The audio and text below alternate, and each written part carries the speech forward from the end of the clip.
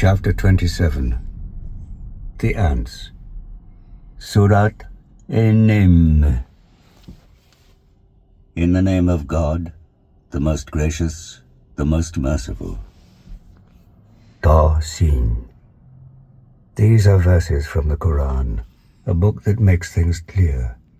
It is guidance and good news for the believers who pray regularly and pay obligatory alms and have firm faith in the hereafter. We have made those who do not believe in the hereafter feel their actions appear good to them, so they wander blindly. They are the ones who will have the worst of punishment, and in the hereafter they will be the greatest losers. You have received this Qur'an from one who is all-wise, all-knowing. Tell of Moses, who said to his family, I have seen a fire. I will bring you news from there, or a burning brand for you to warm yourselves. When he came up to it, a voice called out, Blessed be whoever is near this fire, and whoever is around it. Glory be to God, Lord of the universe. O Moses, I am God, the powerful, the wise. Throw down your staff. But when he saw it moving like a snake, he turned and fled.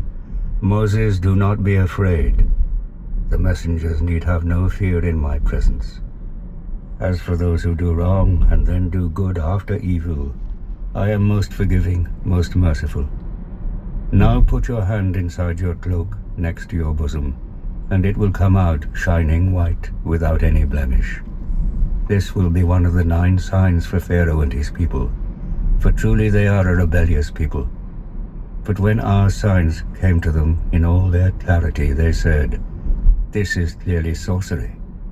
And they persisted in rejecting them wrongfully and arrogantly, while in their hearts they were convinced of their truth. Observe then how evil was the fate of the evildoers.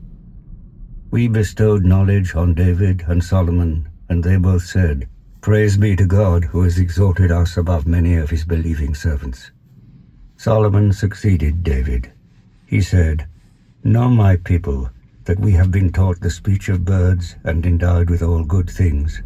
Surely this is God's manifest grace. Solomon's hosts of jinn and men and birds were all gathered together in his presence and were ranged in battle order. And when they came to the valley of the ants, one ant said, Ants, go into your dwellings, in case Solomon and his hosts inadvertently crush you. Solomon smiled broadly at its words and said, Lord, inspire me to be thankful for the blessings you have granted me and my parents, and to do good deeds that please you, and include me by your grace among your righteous servants. Then Solomon inspected the birds and said, How is it that I do not see the hoopoe? Is he absent then? I shall surely punish him severely or order him to be executed, unless he gives me a good reason for his absence. But he was not long in coming, and said, I have learnt something you did not know. I have come to you from Sheba with reliable news. I found a woman ruling over them, who has been given everything, and she has a mighty throne. I found her and her people worshipping the sun instead of God. Satan has made their conduct appear good to them, and has thus diverted them from the right path, so that they might not be guided. Should they not worship God, who brings forth what is hidden in the heavens and earth, and knows both what you conceal and what you make known? He is God, there is no deity but he, the Lord of the mighty throne. Solomon said, We shall soon see whether you have spoken the truth, or whether you are a liar. Go with this letter of mine, and lay it before them, then withdraw from them, and see how they respond.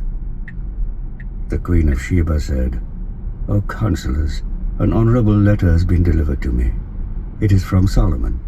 It reads, In the name of God, most gracious, most merciful, do not exalt yourselves above me, but come to me in all submission.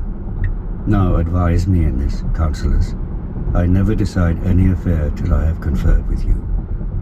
They said, We are strong and our prowess in battle is great, but the decision is in your hands, so consider what you will command. She said, Surely when mighty kings invade a country, they despoil it and humiliate its noblest inhabitants.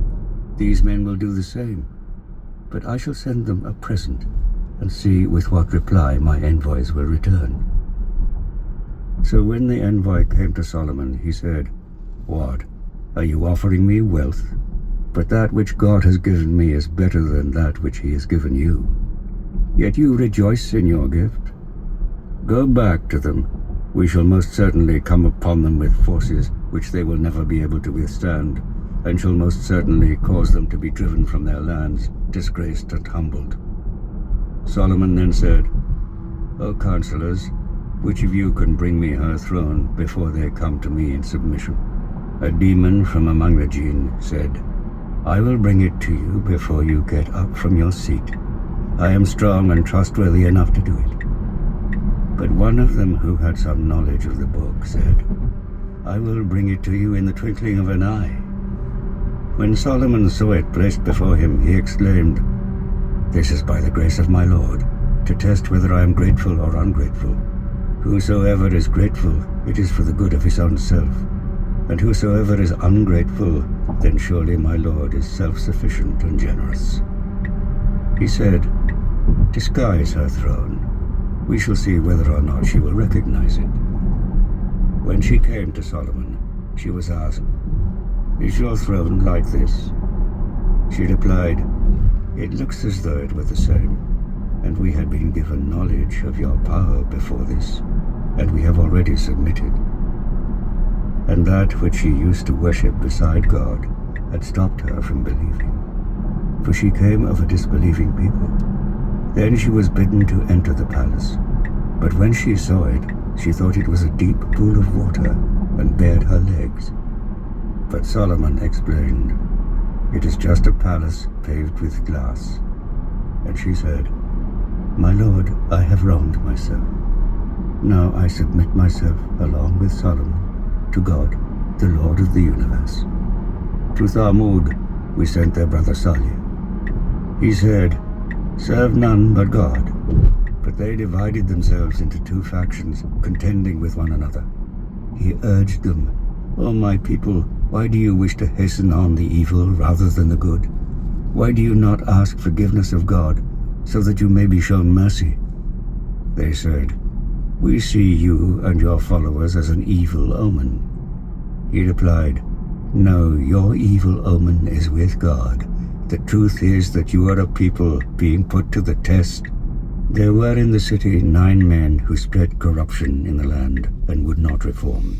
They said, 'Let us bind ourselves by an oath sworn in the name of God, that we shall attack Salih and his family by night, and to his protector who demands retribution, we shall say, we were not present when they were slain. We are telling the truth.'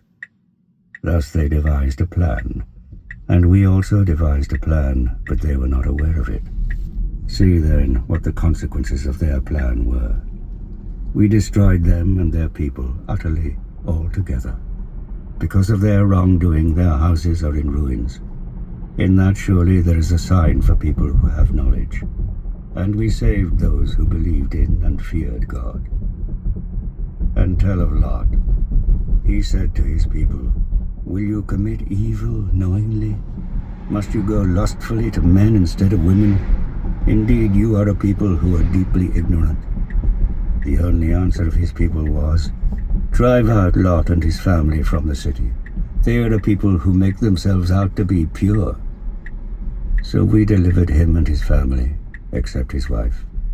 We ordained her to be one of those who stayed behind, and we pelted them with torrential rain. How dreadful that rain was for those who had been warned. Say, all praise be to God, and peace be upon those servants of his whom he has chosen. Is God better, or what they associate with him? Who created the heavens and the earth, and sends down water for you from the sky, by which we make luxuriant gardens grow? You could never make such trees grow in them. Is it another deity besides God? No, indeed. But they are a people who equate others with him. Who is it that made the earth a stable place to live in? Who made rivers flow through it? Who set mountains upon it, and placed a barrier between the two seas? Is there another deity besides God? Indeed, most of them have no knowledge. Who responds to the oppressed when he calls out to him, and relieves his suffering, and who will make you inheritors of the earth? Then is there a God besides God? How little you pay heed. Who guides you in the darkness of the land and sea?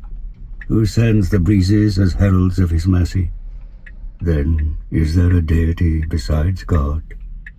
Exalted is God above what they associate with him, who originates creation, then regenerates it, and who gives you sustenance from heaven and